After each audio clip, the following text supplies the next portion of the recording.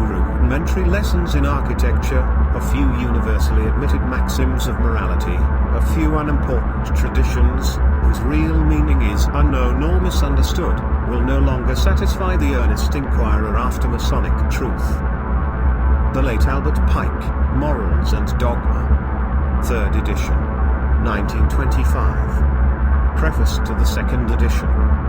That a new edition of this book should be issued at this time is perhaps the best answer as to what kind of a reception so serious a view of modern Freemasonry, and so high an estimate of ancient mysteries as is herein set forth, might receive. It has not only attracted attention and excited inquiry, but met the unqualified approval of certain high Masons. Sir Albert Pike's greatest work, restricted to the members of the craft, obtained but 150 subscribers.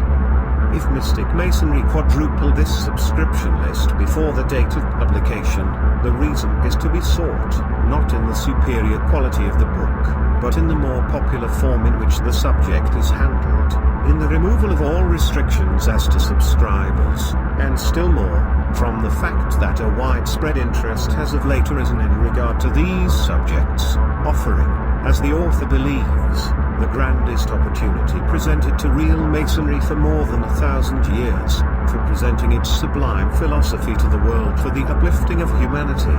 Mystic Masonry is, to a considerable extent, a compilation.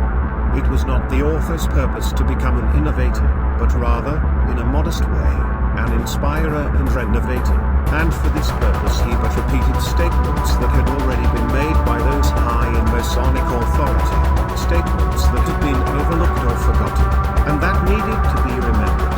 In his preface to Morals and Dogma, Mr. Pike declares that about one half of the work is original matter, and half taken from various sources, and that as he was writing neither for fame nor money, but for the benefit of the craft, the source of what he had set down was a matter of secondary importance.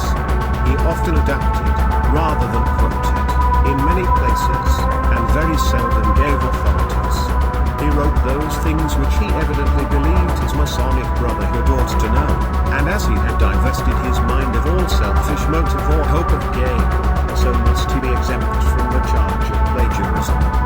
He drew very largely, in many places, from the writings of Abbé Constant, better known as Eliphas Levi, whose writings then existed only in the French language, and which undoubtedly contained the most profound knowledge of the occult sciences and the ancient mysteries given to the world since the days of the old initiates.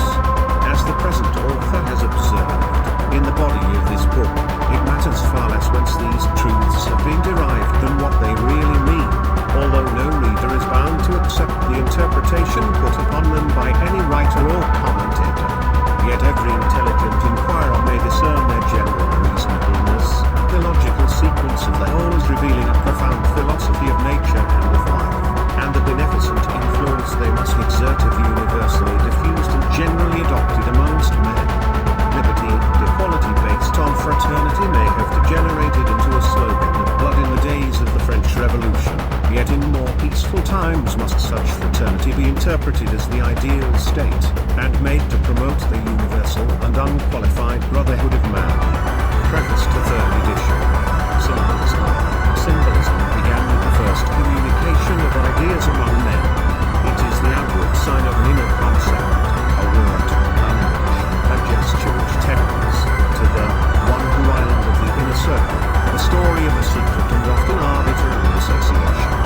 No subject is more interesting or more comprehensive than the evolution of symbolism from the mists of prehistoric times to the established methods of keeping human records today. Primitive man worked out a very elaborate and complex system for the explanation of life and social intercourse. It is replete with symbolism. Inside of the general circle of social structure, there are many small circles of secret societies, priestly, martial and political, which honeycomb every tribe and nation from the dawn of human time. Anthropologists, archaeologists and all the students of man and nature from savagery to our highest civilizations, have filled the world with books that are the interpretations of symbols. It is a far cry from the rain-making ward of a diet medicine man to the prayers of a modern man.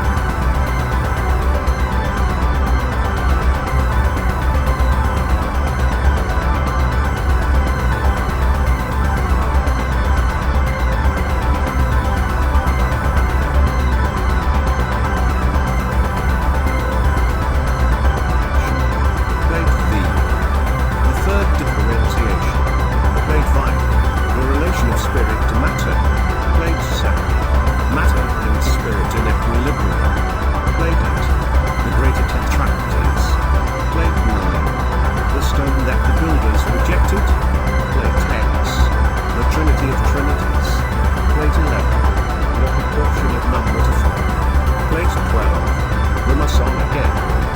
Plate 13. The Cuban Cross. Plate 14.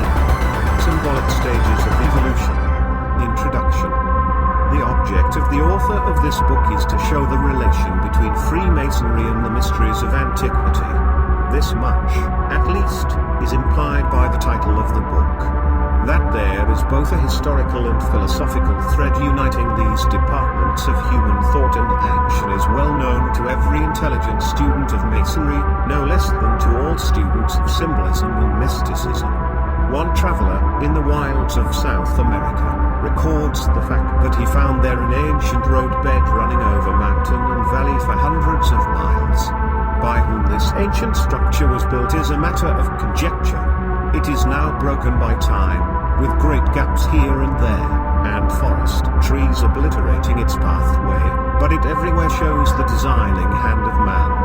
In like manner, when we undertake to follow the landmarks that connect the ancient wisdom with modern times, we must not look for uninterrupted threads, yet nevertheless will the careful student find the lines of transmission unmistakable, and the interruptions no bar to the proof of transmission from age to age. Masonry deals largely with the ethics and symbolism of the ancient mysteries.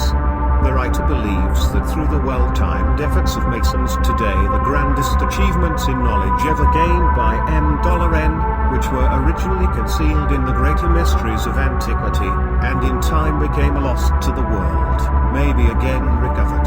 In the strictest sense, this knowledge has never really been lost, as there have always existed those who were possessed of the great secret.